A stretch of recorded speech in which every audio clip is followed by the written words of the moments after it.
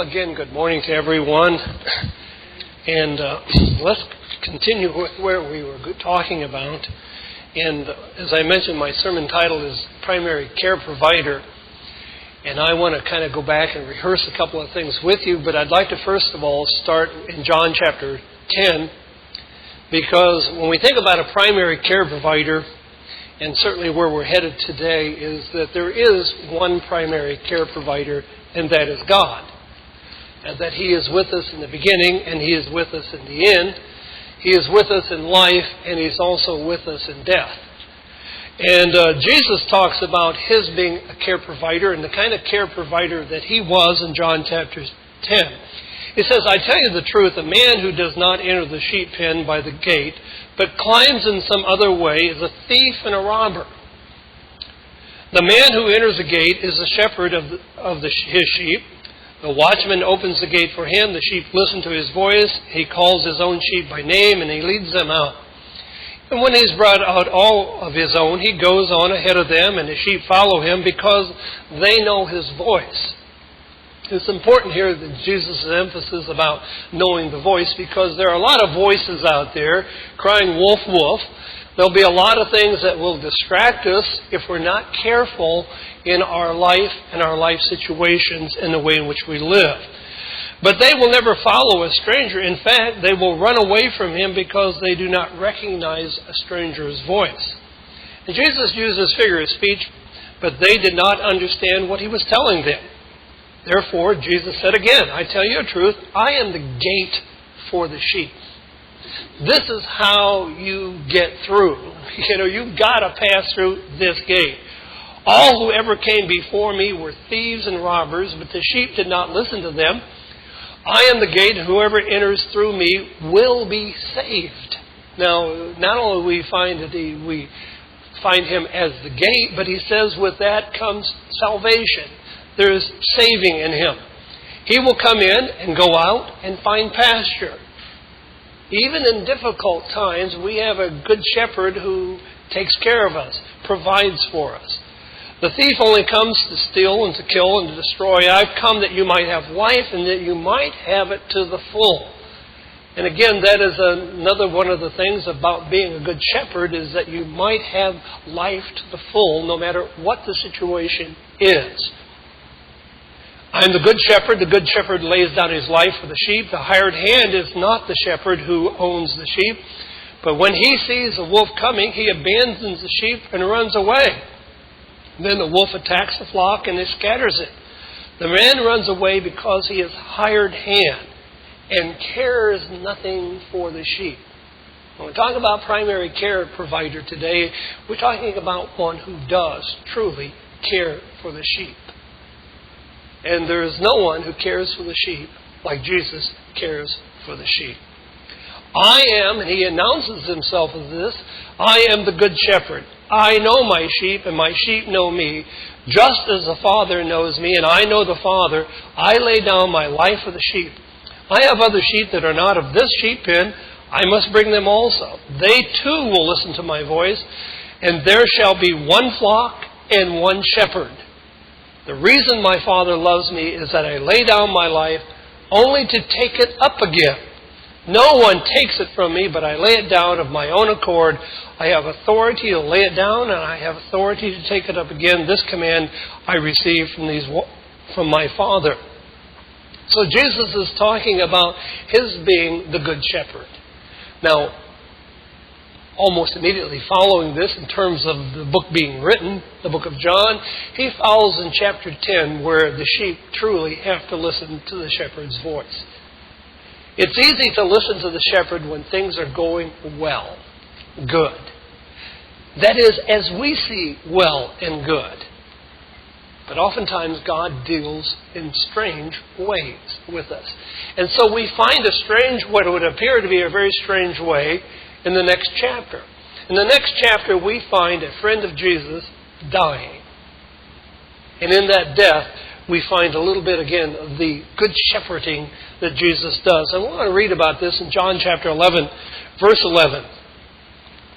And after He had said this, He went on to tell them, And this is, of course, Lazarus had died. And you notice he says, our friend Lazarus has fallen asleep, but I am going there to wake him up.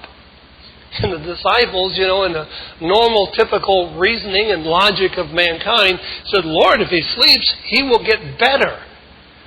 Jesus had been speaking of his death. And so we find here an analogy that Jesus gives of death and sleep. He says, but his disciples thought he meant natural sleep.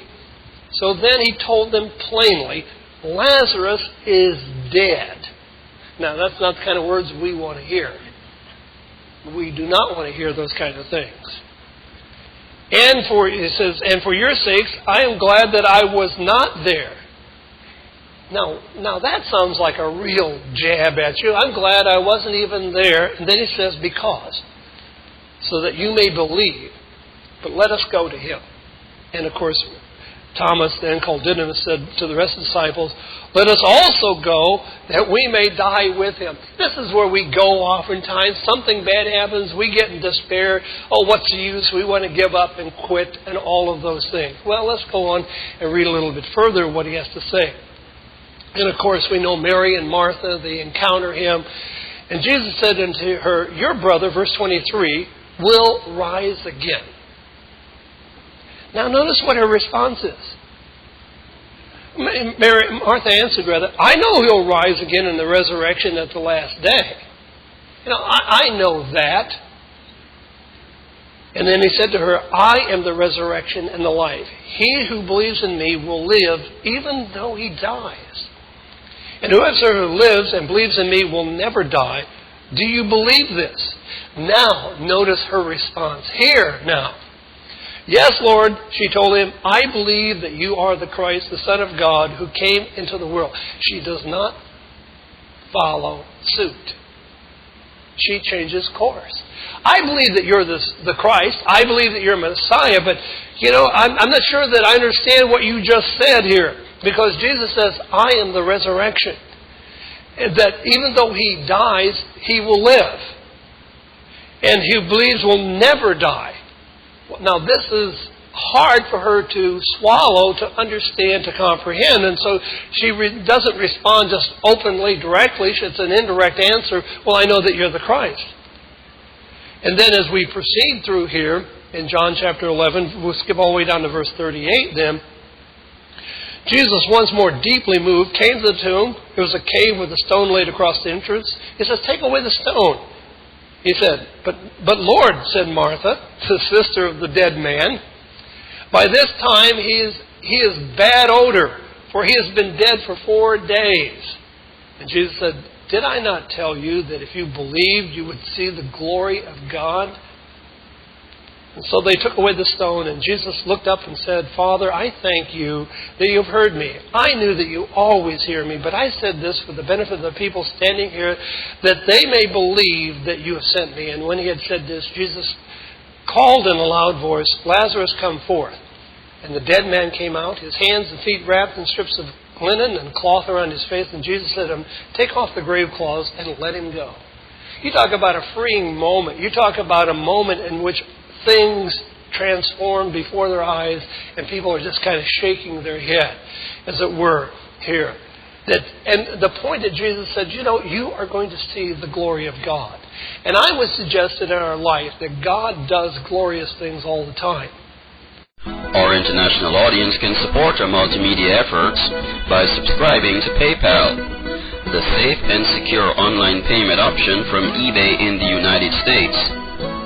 Donations in the euro currency or other approved currency options are easily processed and received instantly. Show your support for Worldwide Church of God in Fairfield, California, USA.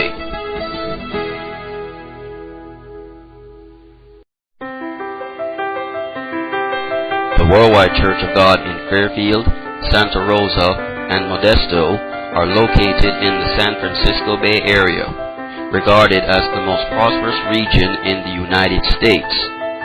We believe Jesus Christ when he proclaimed in Matthew 6:24 that serving God is more important than serving mammon.